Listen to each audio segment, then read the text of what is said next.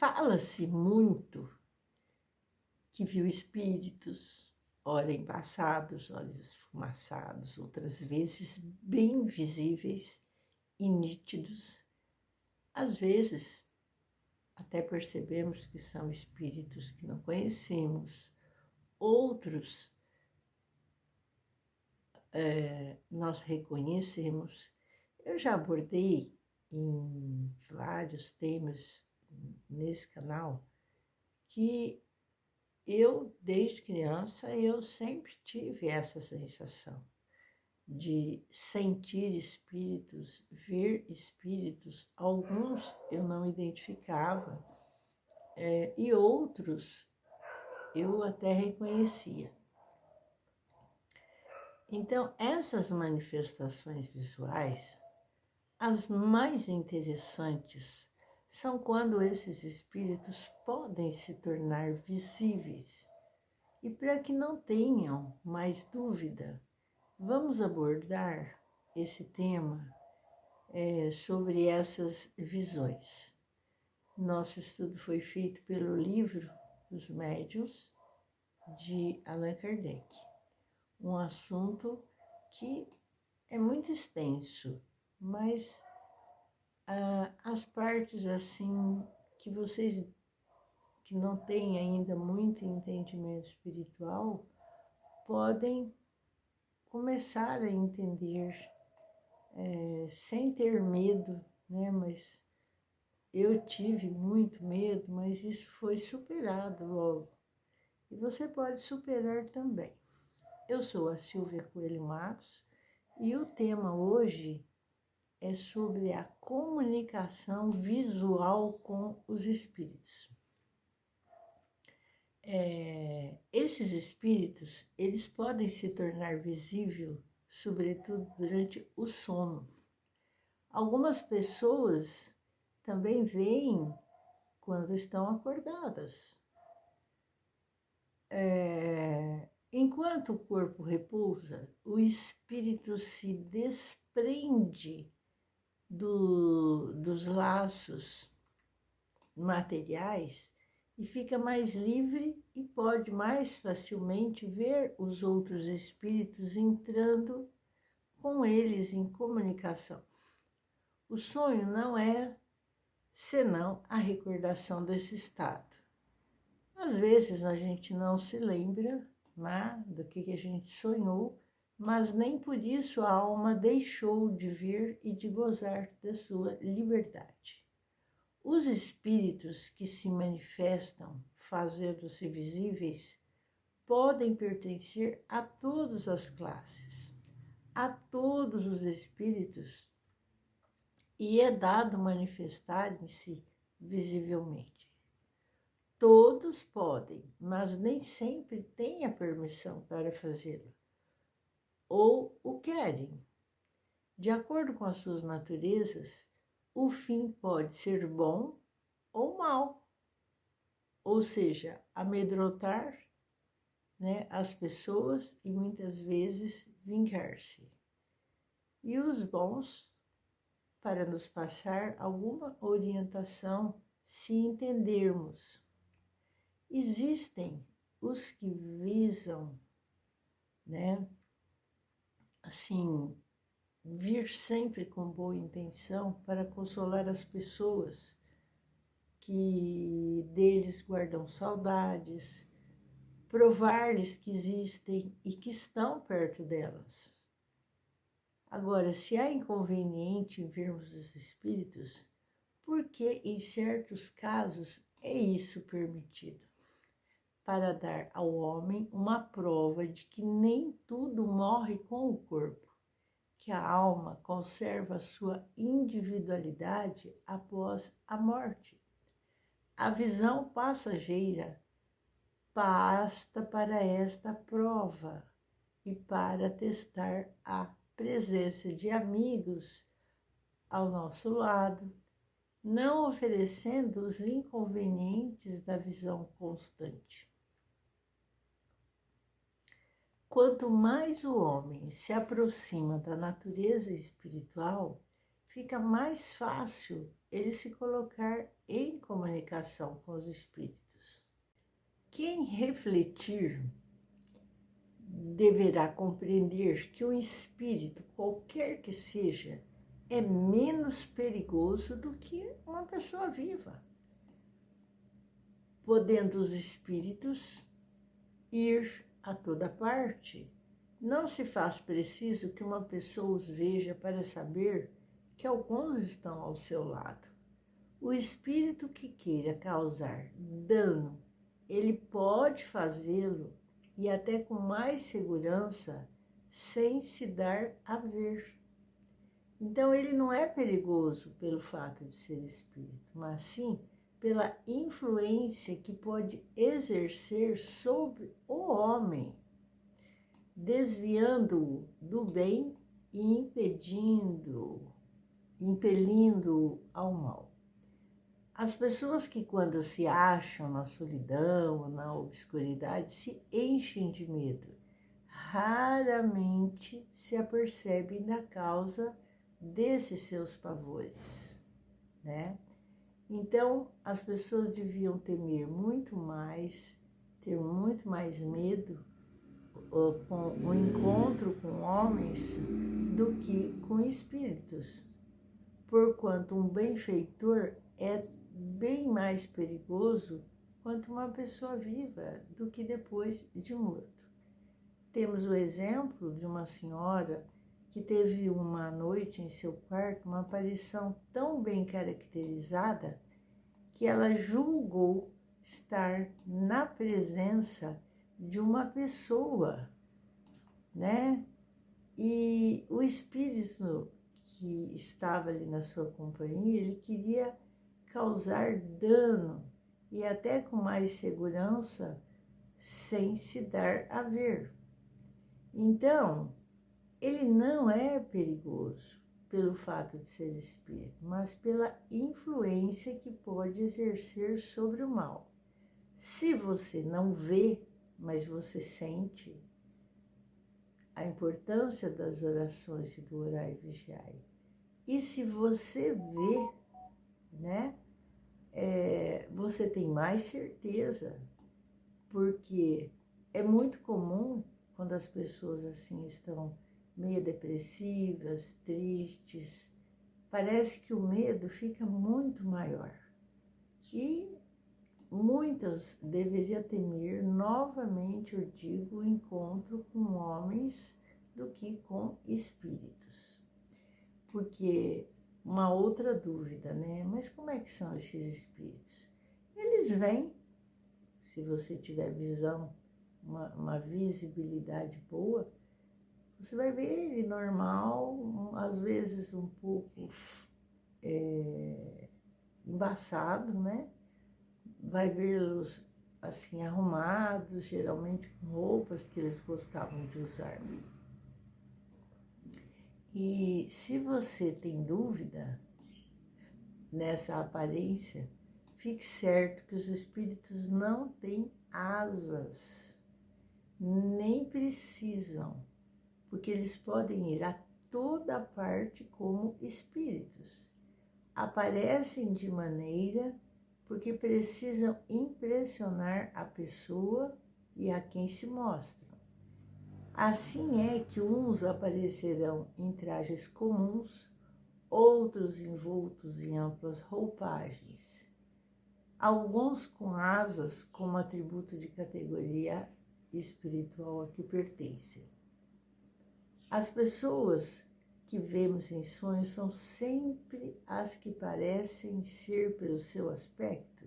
É uma boa pergunta, porque quase sempre são mesmo as que os vossos espíritos buscam ou que vêm ao encontro deles.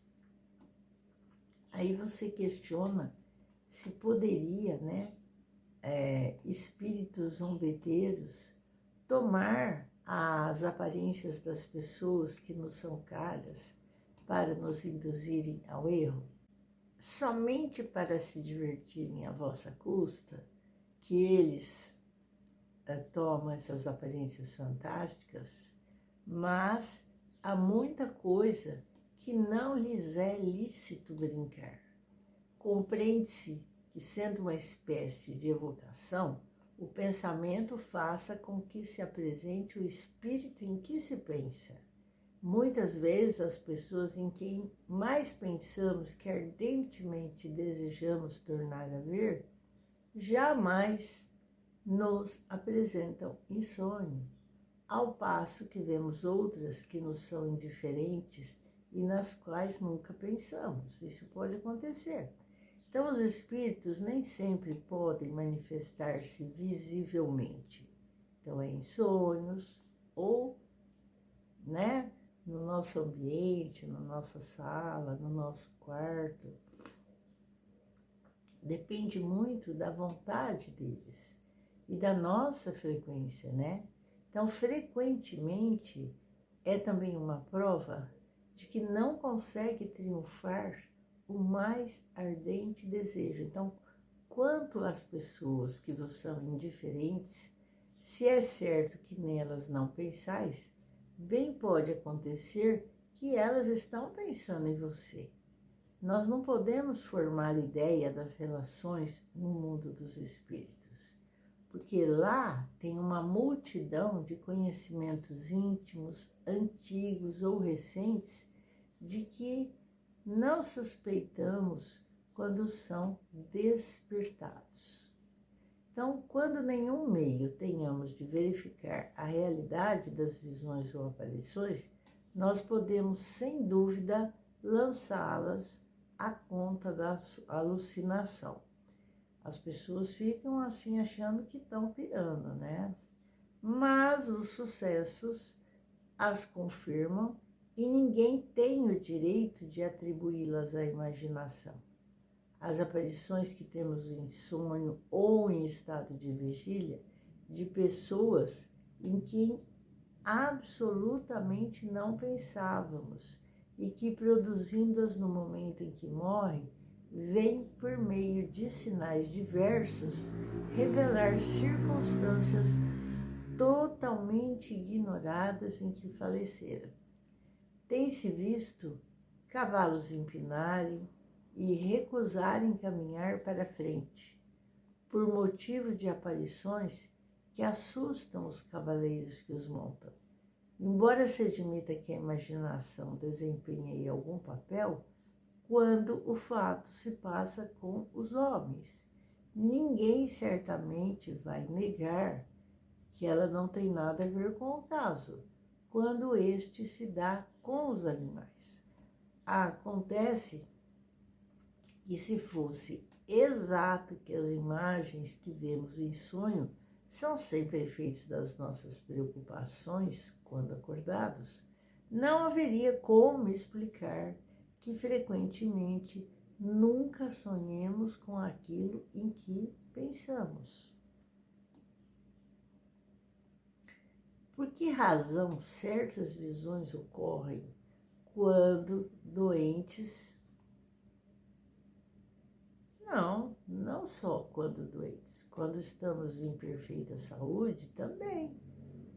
Quando no estado de doença, é lógico que os laços materiais se afrouxam, a fraqueza do corpo permite maior liberdade ao espírito, que então se põe mais facilmente em comunicação com os outros espíritos. As aparições, como os ruídos e todas as manifestações, produzem-se igualmente em todos os pontos da Terra. Apresentam, porém, caracteres distintos, de conformidade com o povo cujos seios se verificam. Nuns, por exemplo, onde o uso da escrita está pouco espalhado, não há médiuns escreventes. Noutros, abundam os médiuns desta natureza. Entre outros, observam-se mais os ruídos e os movimentos do que as comunicações inteligentes, por serem estas menos apreciadas e procuradas. Aí fazemos uma outra pergunta. Por que é que as aparições se dão de preferência à noite? O que você acha? Porque pela mesma razão que você vê durante a noite as estrelas e não as divisais em pleno dia. Boa pergunta, né? Então, a grande claridade pode apagar uma aparição inteira, mas é errôneo supor-se que a noite tenha qualquer coisa com isso. Inquire os que têm tido visões e verificareis que são em maior número os que tiveram de dia. Agora, que movimentos podemos observar da inconveniência em ser permanente e geral entre os homens a possibilidade de verem os espíritos? Não seria esse um meio de tirar a dúvida aos mais incrédulos? Então, estando o homem constantemente cercado de espíritos, vê-los a todos os instantes o perturbaria muito, iria-lhe embaraçar os atos e tirar-lhe a iniciativa da maioria dos casos. Ao passo que, julgando-se só, ele age mais livremente. Quanto aos incrédulos, de muitos meios dispõe para que se convencerem, se desses meios quiserem aproveitar-se e não estiverem cegos pelo orgulho. Você sabe muito bem que existem pessoas que hão visto e que nem por isso creem, pois dizem que são ilusões. Com esses, não te preocupes, deles se encarregará Deus. Uma vez que há inconveniente em vermos os espíritos, porque em certos casos isso é permitido?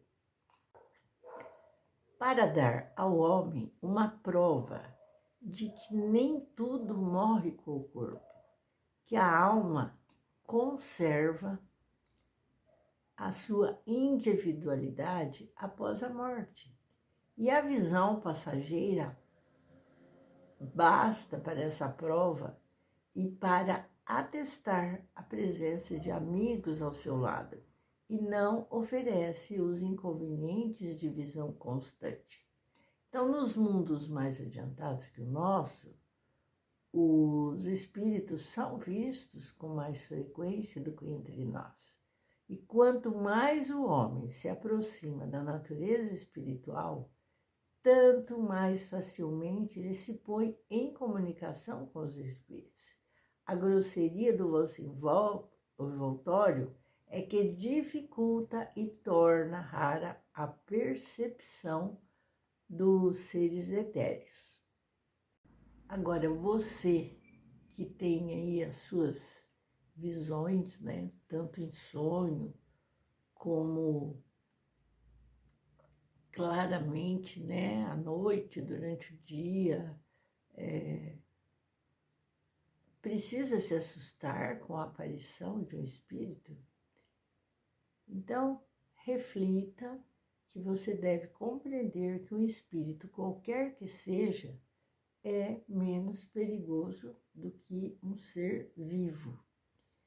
E o espírito tem condição de travar uma conversação com você? Lógico, perfeitamente. E é mesmo o que se deve fazer em tal caso, perguntando ao espírito quem ele é, o que deseja e em que lhe pode ser útil. Se se tratar de um espírito infeliz e sofredor, a comiseração que você lhe testemunhar vai aliviá-lo muito. Se for um espírito bondoso, pode acontecer que traga a intenção de dar bons conselhos. E como pode ser feita essa comunicação? Se faz por meio de sons articulados, como faria uma pessoa viva. E na maioria dos casos, porém, pela transmissão dos pensamentos. Então, meus irmãos, a ideia hoje é apresentar que isso existe, que você não está alucinado, você não está imaginando coisas, não, você está vendo mesmo. E a ideia é tirar algumas dúvidas básicas e mais frequentes. O assunto é bem abrangente e podemos voltar elucidando outros pontos. Hoje, com a friagem que está aqui, eu estou com uma tosse terrível. Então, procurei fazer um vídeo mais resumido e depois vamos voltar ao assunto abordando outros pontos dessa comunicação visual com os espíritos. Que Deus os abençoe, que Deus os proteja. Um beijo no seu coração e até mais. E não se esqueçam de curtir, compartilhar e fazer a sua inscrição, clicando no sininho, todas, para que o YouTube lhe comunique os próximos vídeos. Até mais.